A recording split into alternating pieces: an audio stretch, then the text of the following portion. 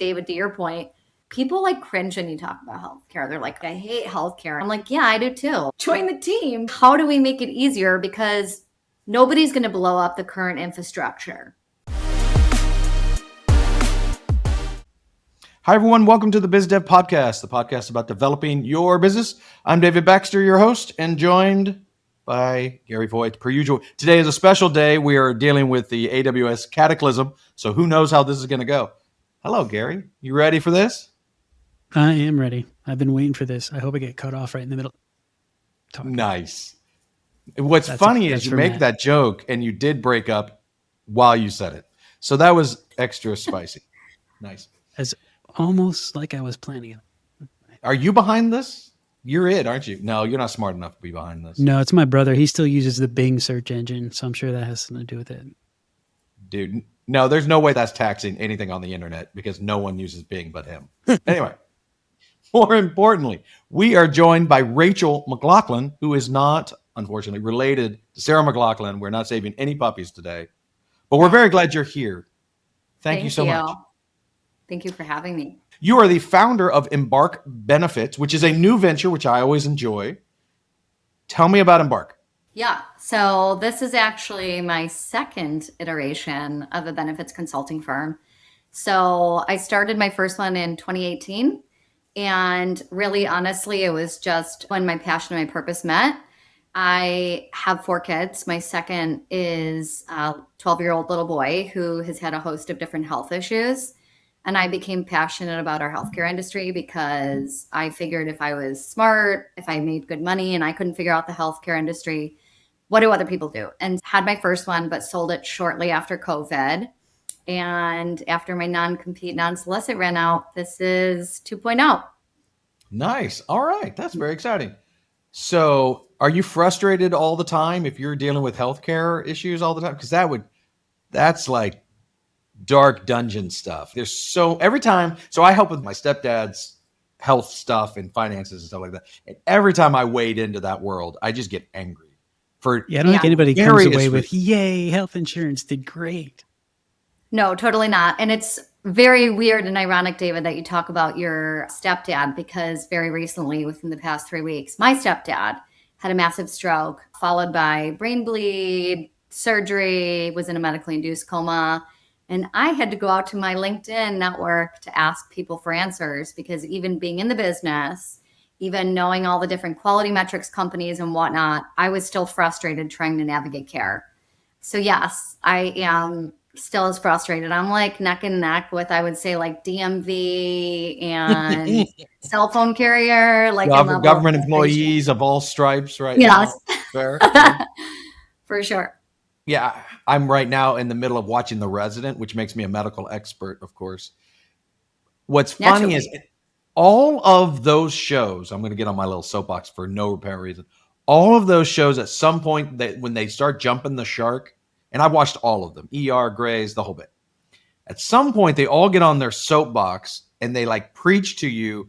And the 2 doctors, there's always 2 doctors speaking to each other as though they're both idiots, explaining to each other their jobs for us, the audience. But when you think about 2 doctors, like you would never speak like that. But anyway, they always talk about how broken the system is and stuff like that. So and they're always frustrated, and they're these beautiful doctor people.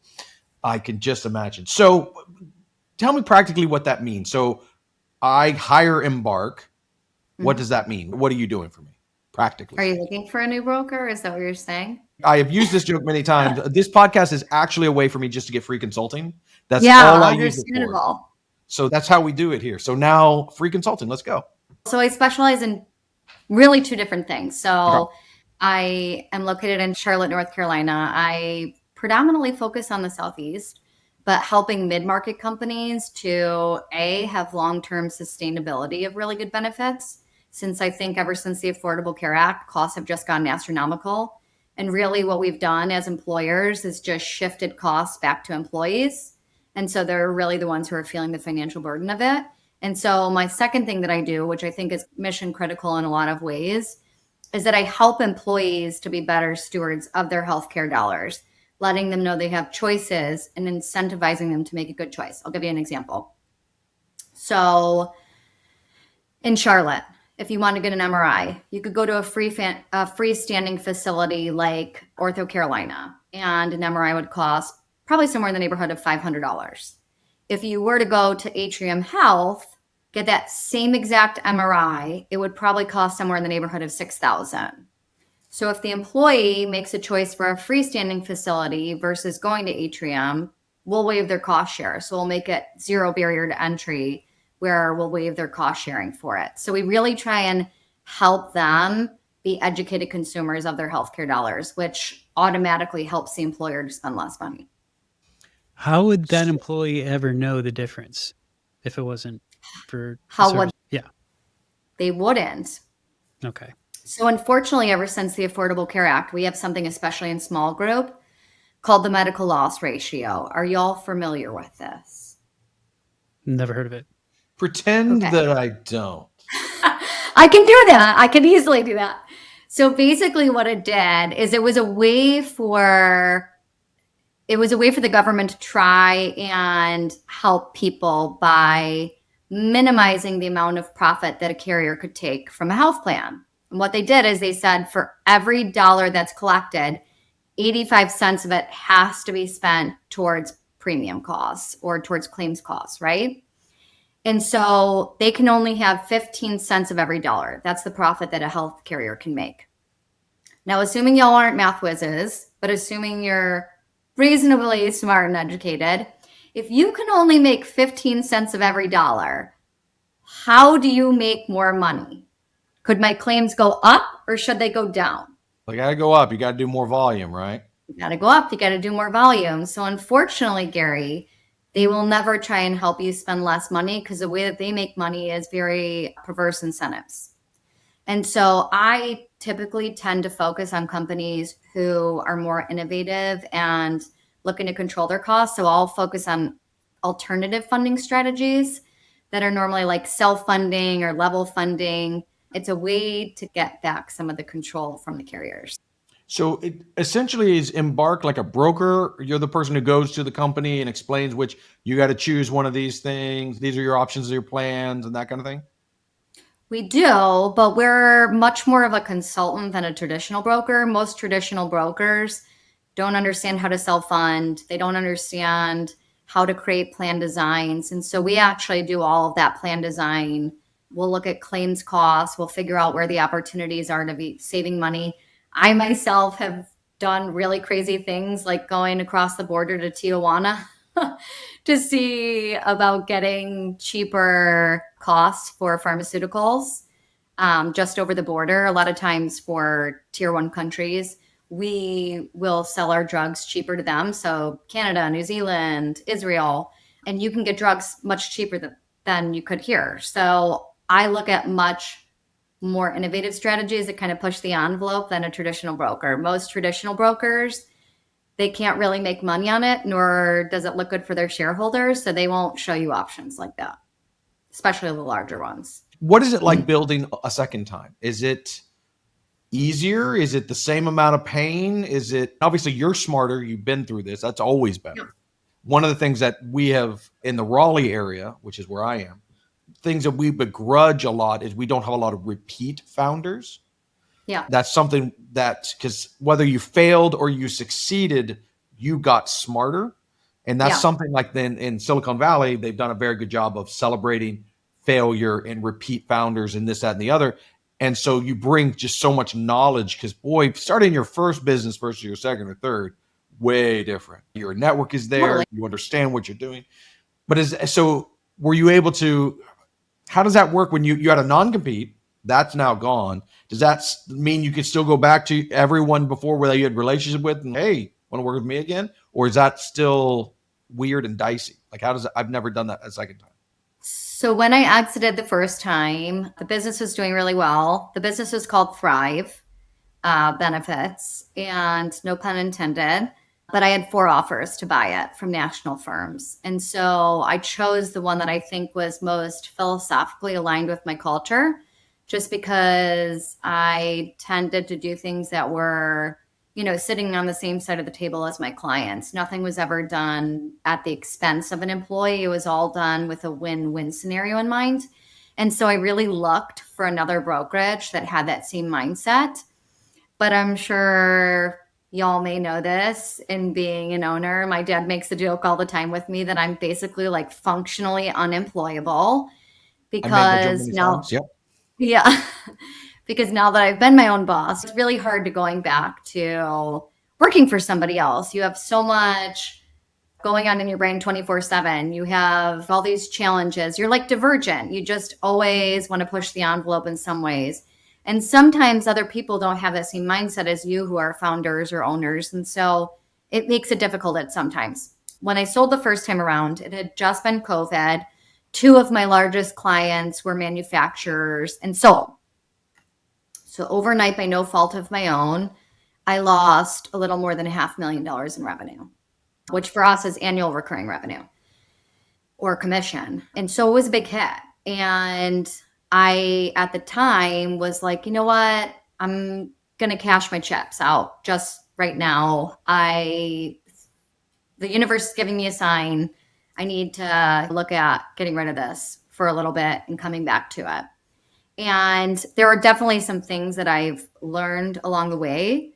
I think that in being authentic to myself, which is how I've always been, and trusting my own gut has been probably the biggest blessing for getting back to the second iteration, because anytime something doesn't feel right, or if it doesn't feel like me, I just turn on a dime and I'm super nimble. So it's been good this time around. It's a little bit different. The first time around, I had one of my largest clients, when I left another brokerage, had told me that he wanted to come with me. So I started my first company with $250,000 in revenue on day one, or $250,000 in commission. Sounds Not lovely. bad.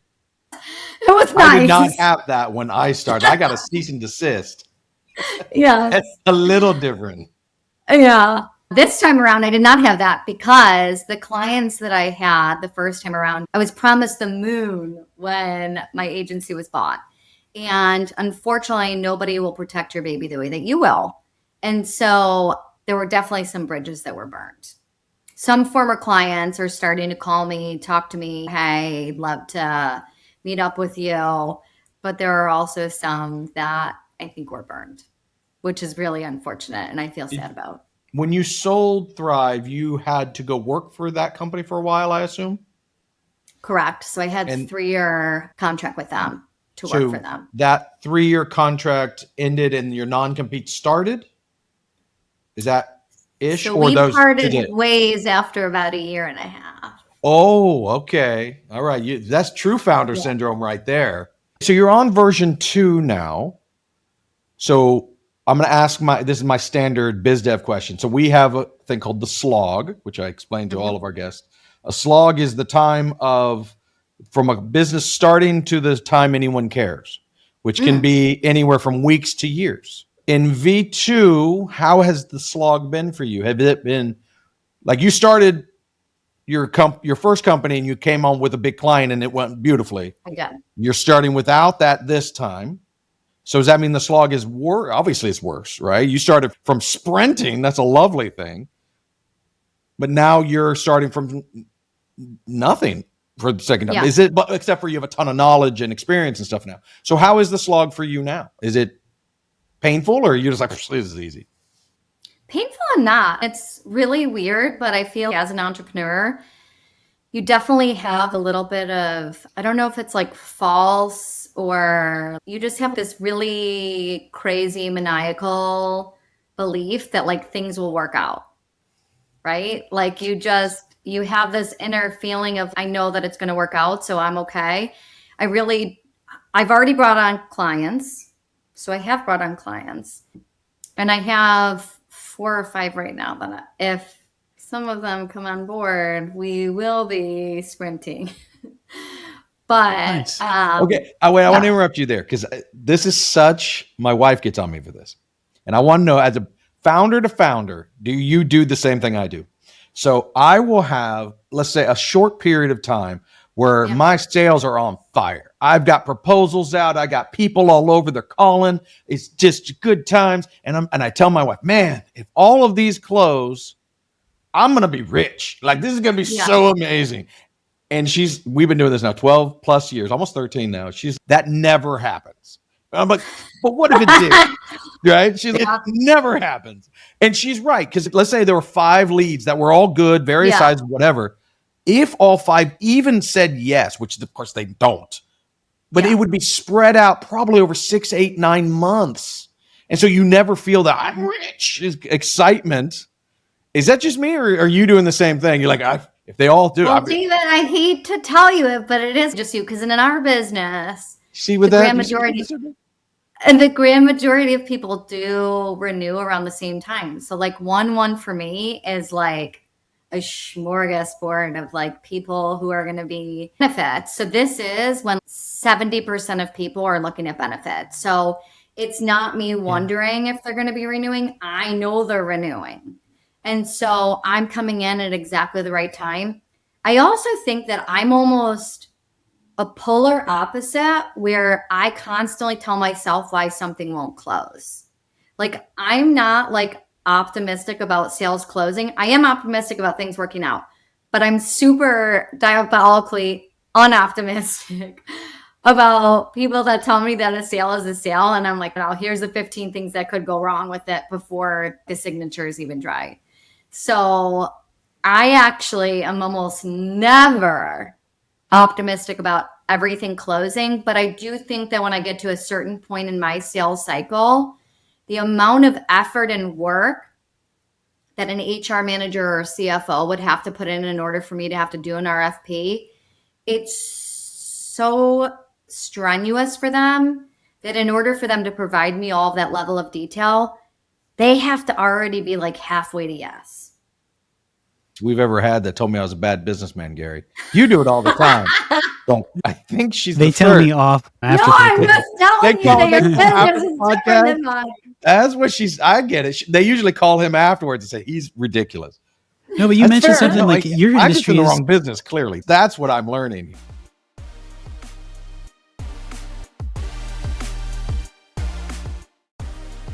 Big Pixel builds world-class custom software and amazing apps.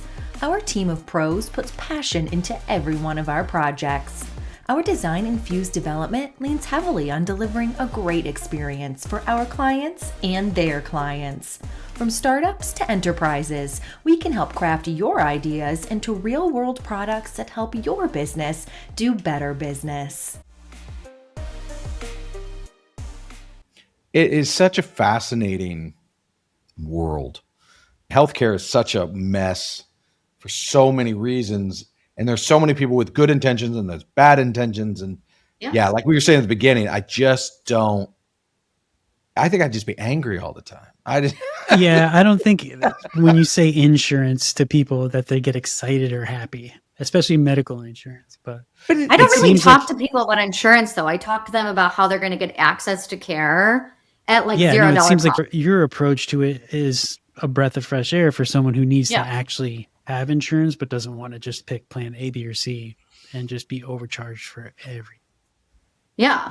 My son has had epilepsy, autoimmune issues, 55 allergies. He spent his first 5 birthdays like every year at the hospital. And honestly, I was just really pissed off at our healthcare system and was like, I need to design plans that are built with families in mind.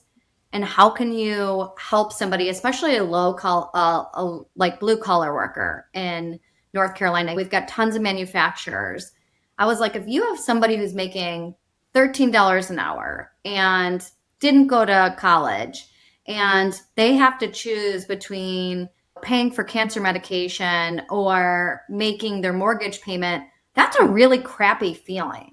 And like, how do we make it easier for them? How do we give them access to care at $0 cost and give them like the white glove service to walk them through the healthcare buying journey? And that's basically what I've tried to do. Is my first company, Thrive, our logo was like a hand with all these different colors, but it was basically like, if we could start with one company and build onto it, like communities could thrive if you didn't have this big dark cloud looming over you of healthcare. Because I think everybody, David, to your point, people like cringe when you talk about healthcare. They're like, I hate healthcare. I'm like, yeah, I do too. Join the team. How do we make it easier? Because nobody's going to blow up the current infrastructure.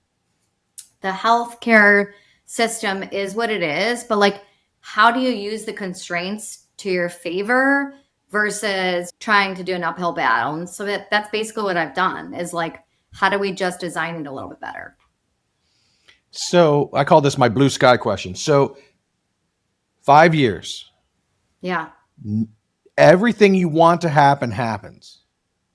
What does Embark look like? Do you want me to be totally honest? No, I completely lied to me. I think that's a much better show. I actually think I'd be starting another company. Oh, okay. So walk me through that. So within 5 years, Embark explodes, you sell it, and then what? You own a coffee shop? What? Because you'd be under non-compete, right? So then you're working for somebody else. Yeah.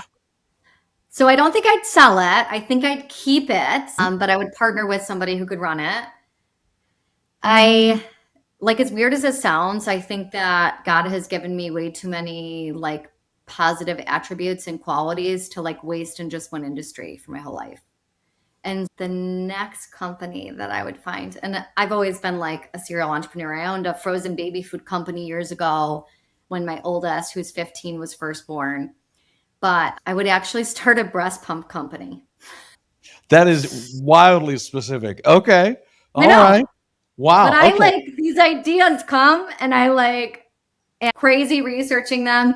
And I just think there's a ton of opportunity there. So that would be my next 5 years down the line. That would be the next step. For some reason, one of our original guests, not original, but early guests. I know we were talking. And I was going to say that too. See if this is the same story. So he comes out and he had built this software. Okay. And it did everything, like right out the gate. And I'm like, how did you afford this? Because most people build the smallest amount, get funding, build. Yeah. He built it all at once. And he kind of looks sheepish. I sold my last company and made $16 million. No, he made ungodly amounts of money. So he put 16 million in his business and built all of his ideas before pushing go. Yeah, let's just say the 16 million he put into it was just let's see if this works. Yeah, let's see. Yeah. He made so I'm just imagining she builds Embark and she sells it for some. No, she's not selling it, but she's making so much money from it that she's breast pumps, 5 million. Let's go. See you sitting there. That's funny. I hope I get to interview you in 5 years with your new company. That's my goal there. That's very cool. That's the best answer I got from my question. There. That's the best. We usually get it's going to be great and I'm going to be happy and I'm going to be bigger. That's generally the 5 year question. I like that. I don't know. I'm going to run a breast pump. I've already won. I'm on to plan B, plan C, plan D. Yeah. I have those. I think that's part of the entrepreneurial spirit. I think entrepreneurs are born. I don't think they're made. It's just 100%. My hot take. Because I think there's something inside of you. You might not realize it. I didn't realize I wanted to be an entrepreneur till I was in my mid-20s. Like, it wasn't a kid thing, but I didn't become an entrepreneur until I was 34. I didn't do that, the process of it. But I think there's something in you that, one, makes you hard to hire, which I definitely want. Two, it makes you have too many ideas.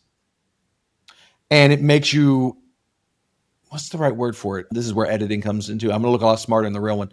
You're not satisfied. Maybe that's the right word. Yeah.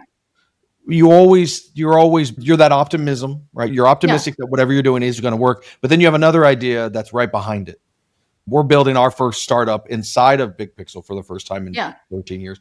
And that comes from that same optimism, because I think I can do this, right? And so it's just really interesting. That's why I think you're born, not made. But there are leaders and stuff that can be made. But I think entrepreneurship is something deep inside of you. Clearly you have it. You're not satisfied, all those good things.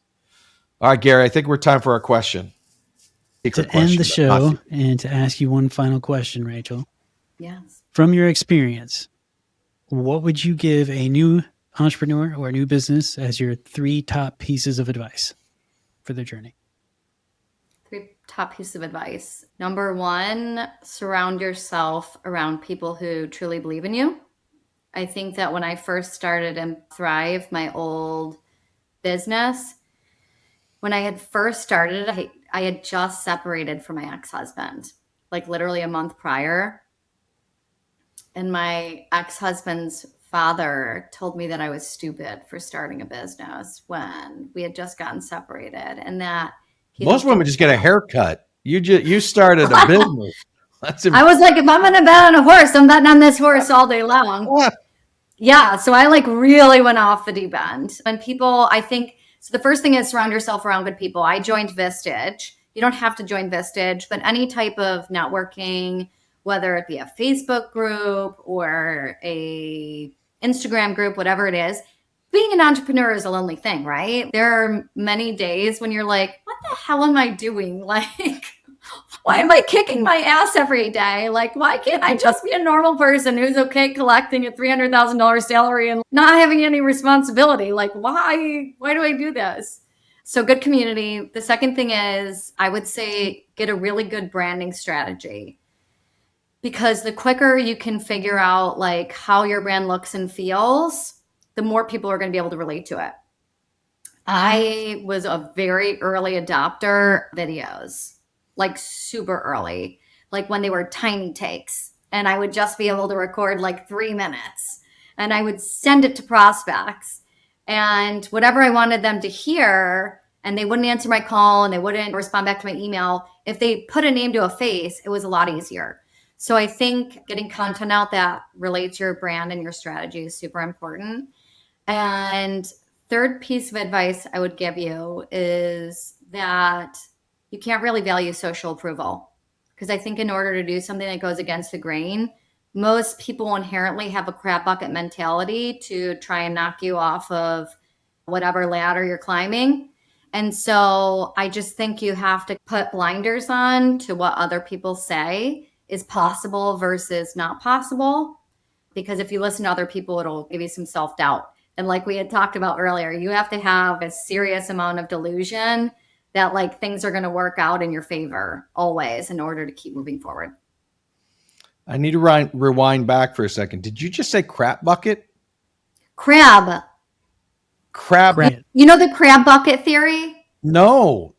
Okay, so I'm just picturing like good food. You guys have never heard of this? We've heard of crabs. Obviously not. I thought you said crap bucket. So first off, I'm from Buffalo, New York originally, so my accent is obviously not Southern. It's crab bucket mentality. So crabs, if you put them in a bucket, when one crab climbs out, all of the other crabs will grab it and pull it down because they're fearful of that crab getting out. So even though they can all climb out, the moment one starts climbing, they start pulling it down. It's called the crab bucket mentality. Okay. Is this a Northeastern thing? No, this is like now I have to go read it. Okay. Well, all right. You guys are making me feel funny that you don't know this. No. Gary loves it. We ask this question every time, right? We're at like 140 people we've asked this question to. And Gary secretly ranks everybody, sometimes not so secretly.